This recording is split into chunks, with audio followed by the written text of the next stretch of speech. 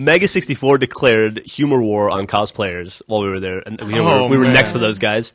They had a funny bit they were playing, like a gag they were playing on some kids that was fucking. It was brutal. It was really funny. I saw him do it twice, but that second one was definitely the best. They baited him in perfectly.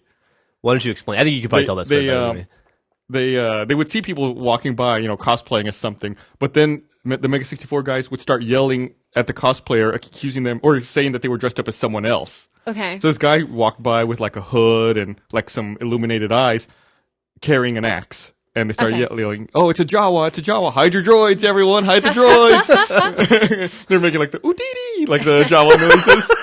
And the guy's like, "I'm not a JAWA," and they just kept going like, "Best JAWA ever, right here! Everyone, take a picture with the JAWA." And then they're like, "Watch out for the sand people! If there's a JAWA around, they're not going to be far behind." It was really, really fucking funny. And the guy got so upset. Well, cosplayers take that stuff seriously. And then I saw it unfolding, and Rocco's filming the whole thing. So I ran over and I was like, "Hey guys, can you take a picture of me with the JAWA?" And they're like, "Yeah." And the guy's like, "No. And I was like, "Yeah, Star Wars forever." And we take some photos. These aren't the droids you're looking for. You guys are on Tatooine, right? Boston's not exactly like the most desert of places. A JAWA. Yeah, you want a picture of that? Yeah, picture of the JAWA. Ready? 3, 2, 1, JAWA! That's great. Hey, your costume is good. And then I walk back, and the guy argues with them for the longest time, and then eventually he just gets upset, and he's just like, "Screw it, this isn't worth it," and he starts walking away. And this is the best part of the whole thing. Rocco, who, kudos to that guy for never turning a camera off. He's filming it as the guy walks away, and he's just talking to the camera. Just to the camera, not even loud. He's like, "Best JAWA ever." Man, I'm so glad that guy came by the booth. That was really good JAWA. And the guy hears it and runs back.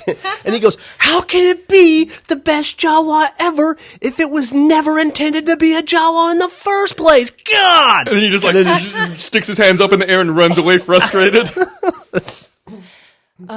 It was really, really funny. I was really happy to be next to those guys. They kept me entertained all weekend. Yeah, but it was actually difficult to work whenever they'd have it their dance party or dance offs. What were they doing? It's some kind of Vogue Dramatics. Vogue Dramatics. Okay, can you explain what it is? Because I've never heard of this before. I guess Garrett had to explain it to me. I had no idea what they were doing, but I guess it's some underground movement where people still Vogue, but they have overly dramatic posturing and dance moves. It's very rigid. He said it was very rigid. There were 5 fundamentals to Vogue Dramatics. It was you had your runway work, hand work, duck walking, voguing, and I forget what the last one was. Fake death. Fake death or falling or something like that.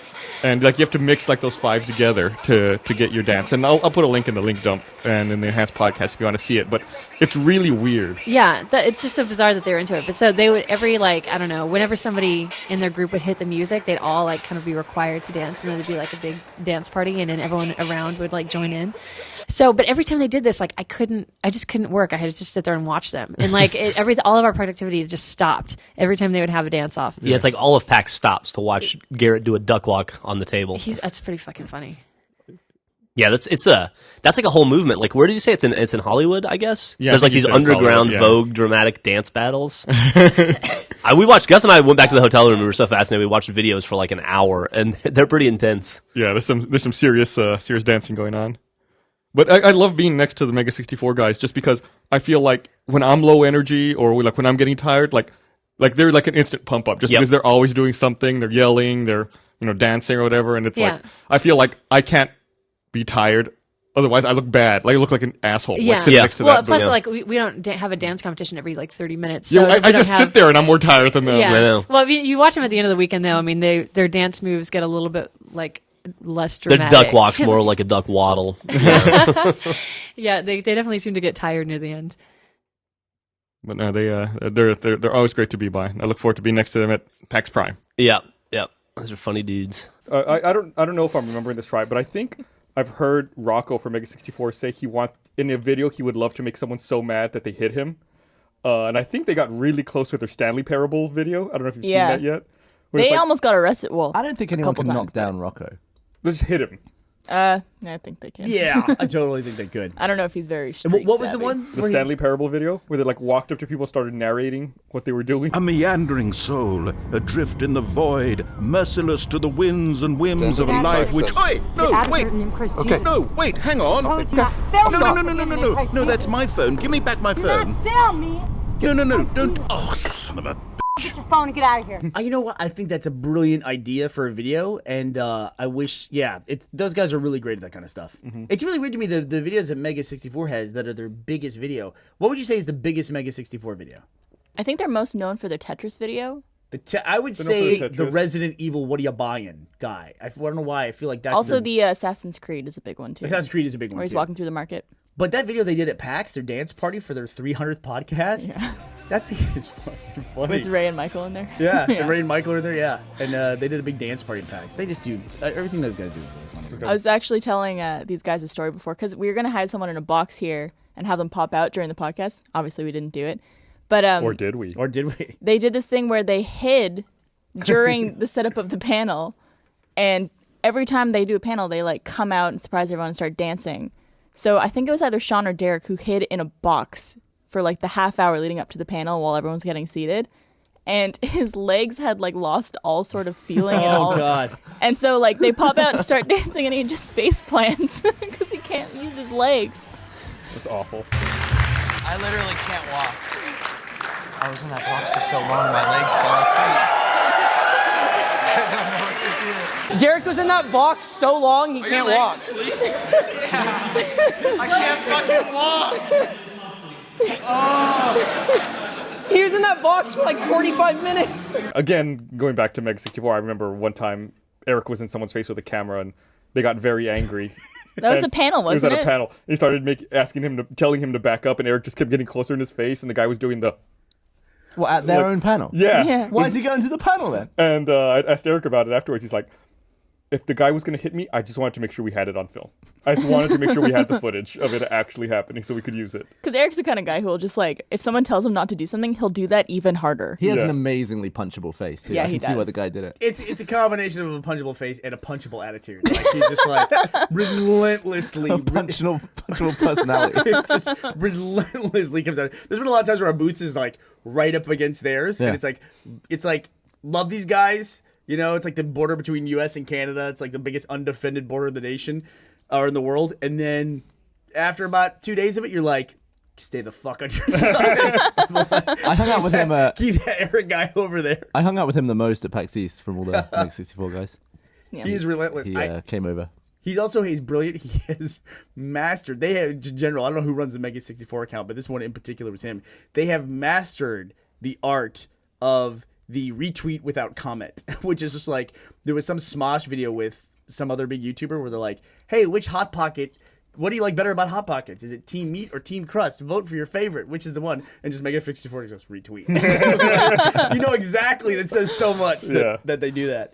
Yeah, in fact, I had to go talk to them because I went out to do the Fine Brothers show YouTubers react to, which I was very grateful for because I was happy they didn't put me on seniors react. But I went out there and I thought, after I did it, I thought that was a lot of fun. It'll be fun to be on that. It'll be, definitely great promotion. It's a big show. And I thought, I better go tell the Mega64 guys I did this show before they find out on their own. I have to go talk to them. So I pulled them aside at PAX. Pre-warning. I want you to hear about it from me first. Why would it be an issue if they found it on their own? Don't they hate that show? Oh, I don't know. Maybe. And I'm still prepared for them to do a full publicity onslaught on my behalf.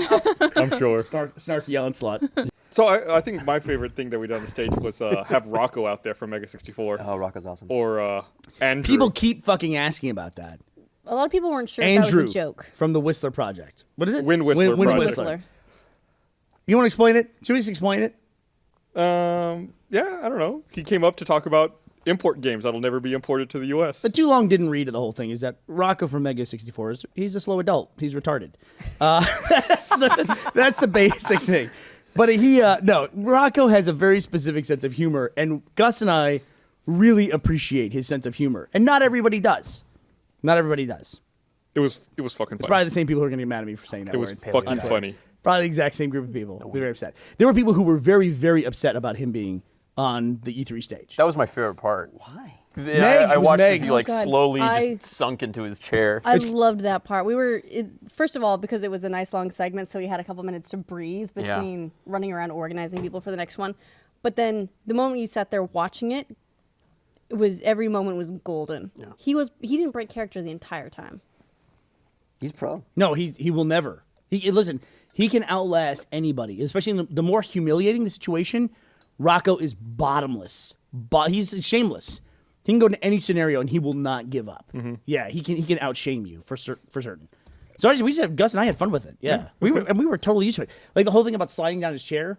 Not to give you too much of like how the sausage is made, but actually when they went to one of his clips, I showed him a tweet saying every time we cut back, that guy's further down in his chair. He went all the way down at that point. He was on the floor. Once he read that tweet, he was all the way down. It was hilarious though. You just gotta have an appreciation for it. It's like people I guess they think that E3 is like sacred and there can't be anything like goofy and fun. Like he was like defiling the effort. It was a fucking blast. Yeah. And behind the cameras, like there was a huge gathering of people and they were just like glued to the screens, like watching Rocco. It was funny. Meg even was the cackling. Meg was laughing. I don't know if that came across on the microphones that we were holding, but yeah, Meg was laughing. So Well, I mean, the whole production crew got really into it as well, with like the close-up cam, and they rolled the same trailer a couple of times, and they kept bringing up his lower third. Yeah, they're like, let's bring up his lower third and see if he notices because he wasn't Rocco. Yeah, he was Andrew. like I kept looking around, acting like I was confused at the screen. Like, what is that trailer? And then my IFB, they were like, "Don't worry, he asked us to do this." I was like, "I know, it's okay, it's okay." Like off camera. But They ended up really rolling with it. It was fantastic. yeah, it was good. Fun effort. I gotta say though too, it's like we've put up with now for 5 years the Heath Ledger Joker. Everyone is dressed as that nonstop for the last 5 years. But it was like we didn't even get to Halloween, and people were already ridiculing women for wearing the Harley Quinn costume. It's like where was all this like hatred of people wearing the Heath Ledger Joker costume? I never saw much of that. Why so serious? Why so serious? Guess the movie. Come on, internet. Why so Stop! serious? I hate that. Fucking Mega64. I make fun of Mega64 all the time. I genuinely do hate that fucking repeated The tweet best they part do is the little smiley face at the end. all the time. I just like how they post it once a month. I know they constantly post it, and I read it every time. I must catch it. I'm like, God damn it!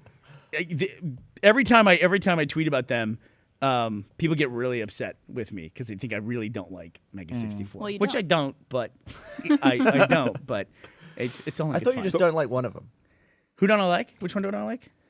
Well, All of them individually. I like the one that looks like a girl. What's Sean? Yeah, he's great. You're gonna have to be way more specific. So speaking of Mega64, Vine went away.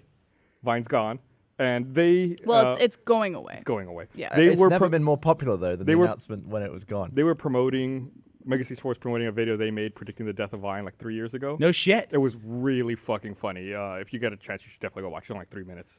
But yeah, it's like how once you dilute video down more and more, like there's no punchline. You remove like and the joke is that Vine is just set up punchline, very quick, no fleshing out. It's like, what if you dilute a joke down to just punchlines? Like, how far down can you dilute the joke? Oh, and wasn't still it have called be like funny? a grape? Yeah. Yeah. They actually approached me because since my dad does apps and stuff, they were just like, "Do you think he could create something for this where we could legitimately make a grape app?" And it just like never really panned out, but that would have been really funny. It was like 1 second video. Yeah. Just punchlines.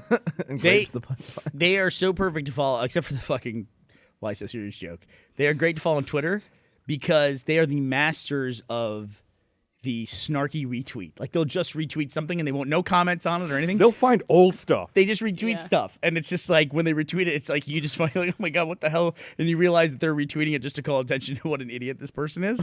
But it's like never with any comment. But you immediately get why they retweeted. They used to it. retweet a lot of tweets that were directed at iJustine. Yeah, just for no reason. They would retweet that.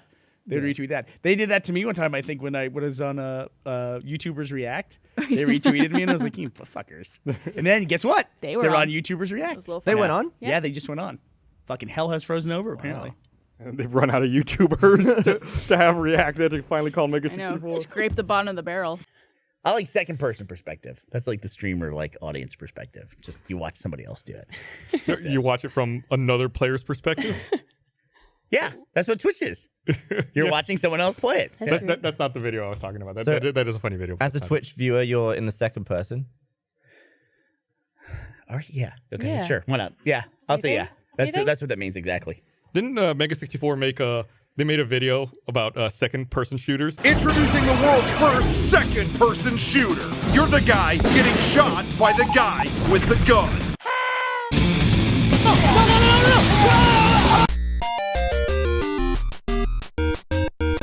How would I know? I'm just kidding. I'm Just kidding. letting you know. You were on in the a Mega internet. 64 video just recently. I was. Congratulations. The Todd and Aaron End of the Year Awards. It's always... What? I like two of those guys, and there's 3 to 4 of them. I'm not even sure. There's two. I like 2 of those guys like on a rotating basis. Like I can't get the whole group at one time liking them. I just like it's like Oh, you're drawn to different ones at different times. yeah, it's like polar magnets, the same ones where they mush away. What if you had them all in their own individual rooms and you went in one at a time? That would be fine. Like, is it that when What's they happening in this compound scenario? together? No. Not that Badur guy though. Not him? He doesn't get a room. He's got to be like outside somewhere, yelling in the front yard. Like What's tied wrong? to a pole? Did he do something to you? No. I like it. No. Starting up drama. It was like I think like probably at one point 20% of my tweets were anti-Mega64 tweets. I would just like tweet against them all day long. I feel like you're quite open about the people you hate, really, in real life, and he's one of them. No, it's the exact opposite. It's that people think I actually don't like them. If I give I was someone adding grief to that. right there, you go. I would never like the people I actually hate. They don't get anything. They get nothing.